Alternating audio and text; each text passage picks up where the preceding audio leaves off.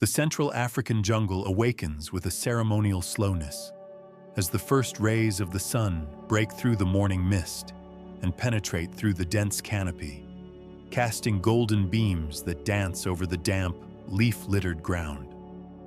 The air carries a heavy scent of wet earth and fermenting vegetation, vibrating with a living symphony of tropical sounds. The sharp calls of hidden birds, the persistent buzz of insects, the intermittent flapping of nocturnal butterfly wings returning to rest, and the slight rustling of small mammals slipping between low branches. In this mosaic of light and shadow, a flock of guinea fowl moves with quick, coordinated steps, emitting only short, metallic squeaks that echo like stone snaps. Their black feathers, speckled with white dots, shimmer as they cross clearings, and their round eyes remain constantly vigilant, catching the slightest movement among the leaves. It is a silent dance of survival, a choreography shaped by millions of years of refined instinct, where each member of the flock is an alert sentinel, always ready to sound an alarm at the slightest sign of threat. But not all dangers announce themselves. Hidden among layers of dry leaves, a deadly figure lies perfectly camouflaged, blending into the ground. A robust pattern of scales in browns, beiges, and grays transforms this predator into an invisible shadow. There is no smell, no tremor, no warning.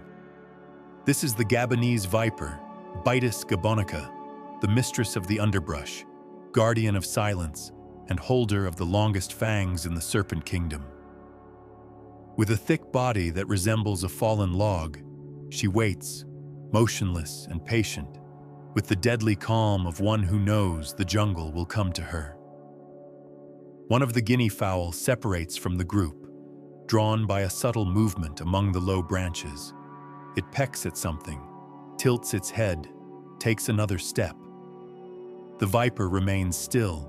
Only her golden eyes, cold as metal, follow the approach. Tension builds in the air like the silence before a storm. Then, in an imperceptible instant, the forest contracts in a single motion. The fangs project, the mouth opens at an impossible angle, and the venom, a cocktail of neurotoxins and cytotoxins, invades the prey's body before a sound can be emitted. The attack lasts less than the blink of an eye, but its effect is devastating.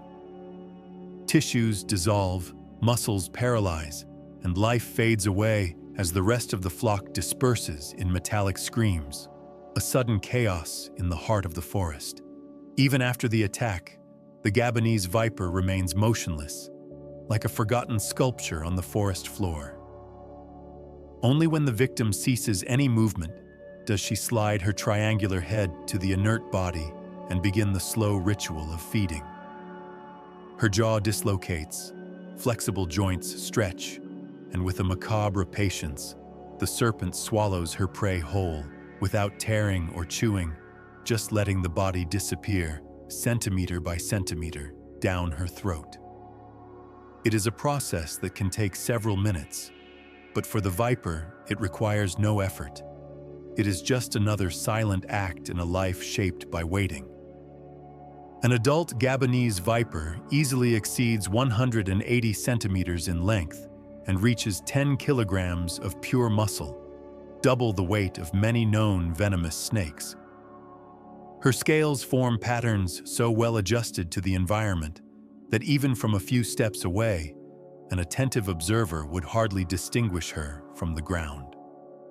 Her fangs, curved and hollow like fine surgical needles, measure up to 5 centimeters, capable of deeply penetrating and injecting lethal doses of venom in fractions of a second. Unlike other aggressive snakes, the Gabonese viper does not move to hunt. She relies on her camouflage, her patience, her absolute silence. But her deadly potential is so great that many human victims do not even see her before feeling her. A careless step, an involuntary touch on her scales, and the jungle turns into a trap. There is no warning, no hiss, just the sudden bite and the lancing pain as the venom, invisible and relentless, advances through the veins. In Central Africa, where the forest lives and breathes like an organism of its own, the Gabonese viper is a constant reminder that the greatest danger does not always move. Sometimes, it just waits. The midday heat scorches a semi-desert region of Africa. The ground cracks under the unrelenting sun. The hot wind sweeps low shrubs and carries the smell of ancient dust. The world seems suspended, without the song of birds or the buzz of insects, only the blinding light reflected from sunburned stones. Then, a crack opens in the earth. A black figure slowly emerges from the depths, her glossy body like coal, less than a meter long. She bears no warning colors, poses no threat, just glides as if the very sunlight could not touch her. This is the mole snake, a creature rarely seen in daylight. But today the soil is too dry, the moisture hides far away, and she needs to cross a bare clearing to reach a fresher crevice. Her short, muscular body moves like a live wire. The blunt head, the sharp snout, digs the earth gently, testing every grain. Her eyes, reduced to two dark points unable to reflect light, offer little help in the blinding brightness. Her true weapon lies on the sides of her mouth, short fangs, but capable of turning towards her flanks, launching diagonal attacks like hidden daggers. And so, between shadows or under the scorching sun, nature takes its course. Invisible predators lurk among leaves and crevices, reminding us that even in silence, the struggle for survival never ceases. The air seemed to boil over the clearing as the sun punished the savanna. No bird sang, no insect dared to buzz. The low vegetation trembled only with the weak wind, but at the center of this circle of silence, two primeval forces faced each other. The black mamba raised the front part of her body, her slender neck forming a rigid arc, her slightly open mouth revealing the dark abyss from which came her name. Every movement of hers was too fast for the eye to follow, and the venom she carried could silence a human heart in less than half an hour. In front of her, the adult mongoose kept his paws firmly on the cracked earth, his spine arched, muscles tense like strings about to break. His small, lively eyes did not blink, following every undulation of the snake's body. He knew that deadly shadow from birth, understood that one mistake meant the end, but he also knew he had his own weapons: reaction speed, courage, and an innate resistance to venom. The mamba slid a few centimeters, her forked tongue tasting the dry air. The mongoose took a half step back, low to the ground, then lunged forward in a flash, like a bolt of fur and teeth. The snake struck, her head shooting out in a lateral lunge, but found only dust. The mongoose circled around her, bit her flank with impossible speed, then retreated again before the fangs could close on his skin. The duel continued for long seconds that seemed eternal, a circle of attacks and retreats, each measuring the other, each testing limits. A final strike came from the mongoose, precise, crushing the mamba's delicate neck against the hard ground. The snake twisted, lashed the air with her tail, but the fight was already lost. Silence returned to the savanna, heavy, broken only by the rapid breath of the small predator. He did not win by strength, but by reflexes forged over generations of survival, by an instinct as sharp as his enemy's fangs. Under the relentless sun, the mongoose raised his head, sniffed the wind, and moved away with cautious steps, without looking back. The black mamba lay stretched, motionless, reminding us that even among the most feared creatures of the continent, there is always someone capable of turning the game around. There, in that piece of scorching land, the duel was not just between two animals. It was a raw reminder that life on the savannah belongs only to those who know when to attack, when to retreat, and above all, when to survive. The afternoon heat slowly diminishes, coloring the savannah with golden hues and long shadows. The mongoose disappears among the bushes, carrying his silent trophy, while the air fills again with small sounds of life. But there is no real truce in this place. Here, every movement awakens other movements. Every death sustains another life, and the balance remains as fragile as a thread stretched over emptiness. The spitting cobra glides over the reddish earth with the calculated slowness of one carrying a deadly secret. Her body, painted in muted tones that blend with the surroundings, undulates between tufts of sunburned grass. When she stops, she raises her head with a minimal movement and lets the wind bring chemical messages to her tongue. There is a distant smell of rodents, perhaps hidden pups, perhaps just old trails. There is no hurry. A small sound cuts through the air, the hurried rustle of tiny paws. The cobra does not move, only slowly expands her hood, that narrow fan of skin transforming her silhouette and announcing, "Do not approach. It is not an empty threat." In her glands, the venom pulses like a living liquid, ready to be fired with the precision of an invisible archer. The intruder appears, a curious bush rat, sniffing the ground for seeds. It advances innocently, ignoring the silent warning ahead. The cobra remains still, her body rigid, round eyes fixed. Then, a dry snap of leaves and the rodent retreats, perhaps sensing the vibration of the lethal presence. It flees, and the cobra does not waste energy on chases. She lives by economy and opportunity, not by useless risks. Later, when darkness begins to swallow the horizon and the temperature drops quickly, the spitting cobra silently glides through the shadows of the savannah towards a clearing. It is a place where humans often come, where food scraps are frequently left, an irresistible invitation to the cobra who knows she will find sustenance there. The proximity between the two worlds, the wild and the human, becomes inevitable. As the cobra patrols every piece of this land in search of nourishment, humans often walk distractedly, unaware where they tread. It is in this way that sudden, unexpected, and often dangerous encounters happen. But the spitting cobra does not seek conflict. Her venom, powerful and burning, is a tool of defense, not a death sentence. She prefers invisibility, the safety of hiding among fallen leaves and moss-covered stones, slipping back into the dense underbrush before anyone can see her. Only when she feels cornered, when danger approaches irreversibly, does she raise her imposing hood, announce her presence with a fierce warning, and spit the venom that burns and repels. It is a poignant reminder to all, predators, prey, and humans, that the savannah is a realm where carelessness can be costly.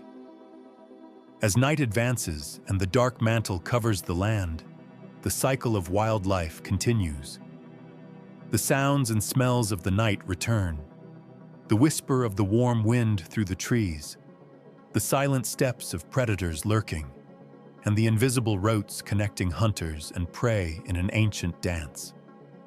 Coiled under a hollow log, merging with the earth as if part of it, the cobra remains still, patiently awaiting the next move of the world to awaken. Meanwhile, in a very different but equally concentrated and precise setting, the kingfisher stands motionless, almost a living statue on the water's edge. Her entire body vibrates with silent tension, ready for the right moment. A slight iridescent gleam appears under the surface, signaling the presence of a fish. Then, in a fraction of a second, The bird contracts like a tensioned spring. Her wings fold firmly against her aerodynamic body, and her sharp beak points like a spear ready for attack. With a grace almost choreographed, she dives into the water, which opens in a brilliant splash before closing behind her, leaving only a soft ripple of waves. When she emerges, she firmly holds a silver fish still struggling to escape, ending with mastery, a hunt made of patience, speed, and precision. She flies to a nearby branch, where she adjusts the prey, hitting it against the wood until it lies still. With a quick movement, she swallows the fish whole, her chest rising and falling in a calm rhythm, as if nothing had happened. Around her, the river continues its course, indifferent, reflecting the sky and trees like a moving mirror. Meanwhile, on the other side of the continent, in the arid savannas, the collective nests of weaver birds sway in the wind.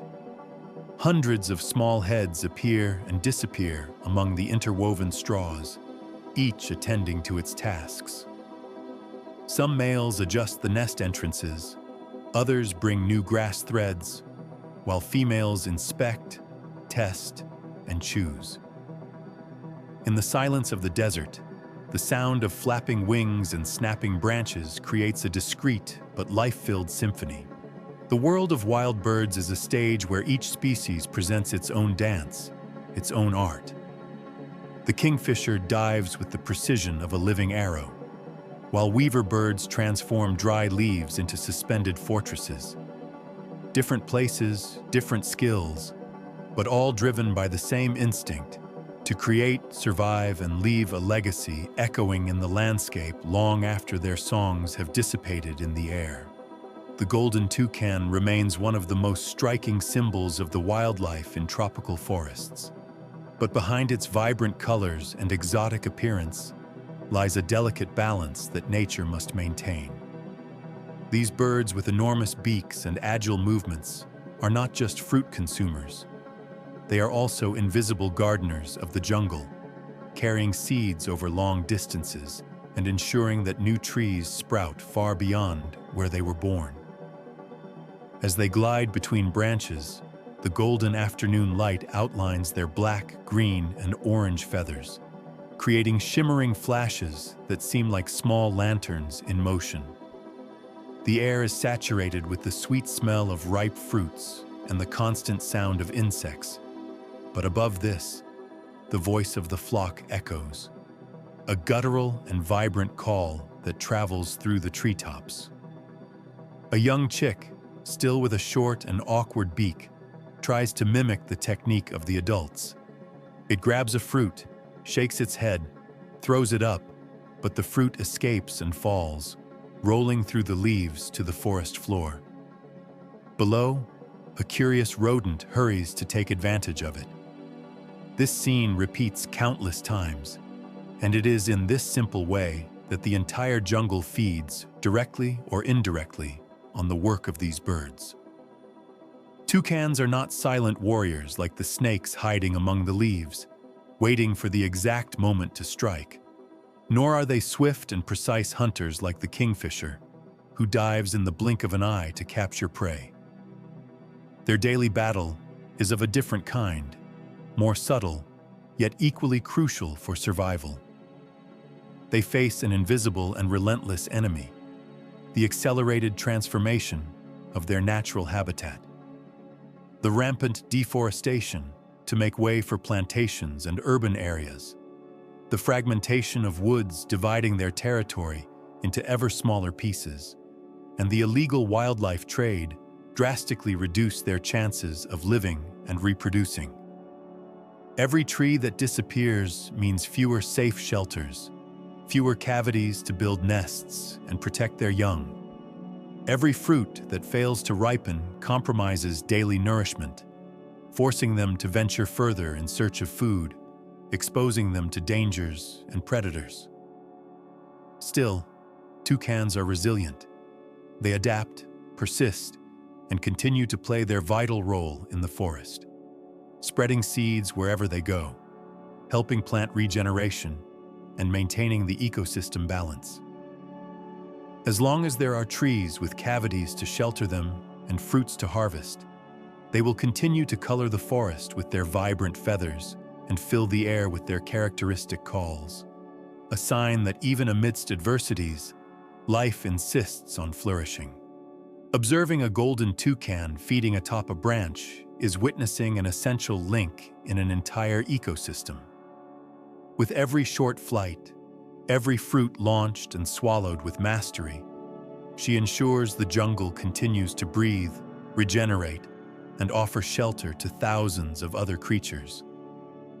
In the end, the flock's call echoes in the distance, reminding us that protecting these birds is, in a way, protecting the very life of the forest. At the end of the spectacle in Lake Nakuru, the waters fill with gentle waves created by the almost choreographed precision of pelican wings. The golden, faint light of dawn outlines the silhouettes of these immense birds, and the sound of splashes mixes with the hoarse croaking of the flock, composing a unique symphony of African wetlands. Each pelican retracts her head and lifts her beak to the sky, letting the water drain from her elastic pouch as the fish, now isolated, slips down her throat. This ancient technique is the result of generations adapted to an environment where survival depends on cooperation and precision. Around the lake, smaller flocks organize themselves in the same way, showing that here there is not just individual instinct, but a refined collective strategy over thousands of years. But even giants with wingspans of nearly 3 meters and perfect fishing techniques face an uncertain future. The advance of disordered agriculture reduces the wetlands, pollution affects the purity of the waters, and the scarcity of fish threatens the abundance that sustains these birds. At certain times of the year, volunteers and environmental organizations monitor the health of the lake, collect trash, and advocate for protection policies, trying to ensure that future generations will still see a sky streaked by pelicans in perfect formation. Just like albatrosses that cross oceans without rest, toucans spreading seeds in the forest, and kingfishers diving like arrows, pelicans remind us that every bird carries within her a history of adaptation, ingenuity, and survival. Observing these scenes is to understand, even for a moment, the delicate thread that keeps wildlife pulsing, a thread that depends on care, preservation, and respect for the natural world. Crows are indeed one of the greatest surprises in the world of birds. Instead of merely surviving instinctively, they observe, learn, and adapt their behaviors with an almost unsettling intelligence. In some cities, they have been seen throwing hard nuts onto the asphalt for cars to crush, and only then descending to collect the ready pieces. Elsewhere, they use twigs to extract hidden larvae from logs or cracks, something previously believed to be exclusive to primates. These glossy black birds also form deep bonds among themselves. Studies reveal that crows can hold grudges, but they also recognize acts of generosity, protecting humans who help them. There are records of crows offering gifts, small, shiny objects or curious fragments, to people who have given them food or water. This ability to establish emotional and practical bonds shows that their intelligence is not just mechanical, but full of nuances. In tradition, they continue to be creatures shrouded in mystery. The same bird that inspired Odin to listen to the world also inhabits dark tales, announcing storms or the approach of death. But in stark reality, the crow is a master of survival, a brilliant opportunist lurking in fields, cities, and forests, attentive to every human movement, every change in the environment. Perhaps it is exactly this that makes them so fascinating. A bird that carries history on her shoulders, crossing ancient legends and fears, but when carefully observed, reveals extraordinary ingenuity. It is not just a symbol of darkness. It is, above all, a symbol of adaptation, memory, and strategy, proof that nature always holds secrets beyond what we imagine.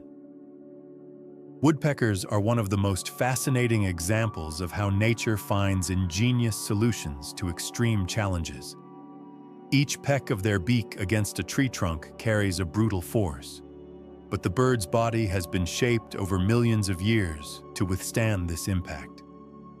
Between the skull and brain lies a network of natural shock absorbers, spongy bones, specialized muscles, and even the position of the tongue, which coils behind the skull, help dissipate the shock. It is as if each peck is carefully controlled, avoiding internal damage.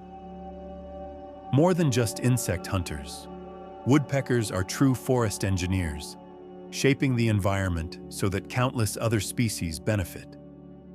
By drilling into trees to make nests, they are not only ensuring a safe shelter for themselves and their young, but also creating cavities that will later serve as homes for owls, squirrels, bats, bees, and even small reptiles. These cavities function like natural apartments, offering protection against predators and harsh weather, and over the years, transform ordinary trees into true wildlife condominiums. Therefore, woodpeckers play a crucial role in maintaining the ecological balance of forests, being agents of diversity and renewal. The hunting method of these birds is an impressive combination of keen hearing, strength, and patience.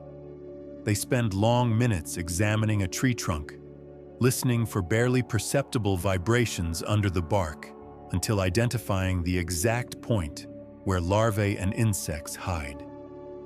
When they locate their target, they begin to drill into the wood with rhythmic and calculated pecks, each echo like a drumbeat in the forest. Their incredibly long tongue, dotted with small barbs, slides deep into the tunnels made by larvae, grabbing prey with surgical precision. Some species, even more ingenious, store food by pushing pine cones or chestnuts into natural crevices to return later and open them, revealing a rare capacity for memory and planning. Each woodpecker species has its own rhythm and a kind of language of pecks, used to mark territory, attract partners, or warn of dangers. This sound code turns the forest into a living network of communication, where every tree becomes a natural transmission post. From the giant pileated woodpecker of North America, with her resonant call and pecks that reverberate through dense forests, to the European green woodpecker, a specialist in hunting ants on soft trunks, and even the legendary ivory-billed woodpecker, whose possible survival still intrigues explorers and scientists, all share the extraordinary ability to turn a simple beak into hammer, chisel, weapon, tool, and instrument of communication. Thus, every peck that resonates through the forest is much more than a sound. It is a living testament to millions of years of evolution, to an essential role in the web of life, and to natural ingenuity that inspires even human technology.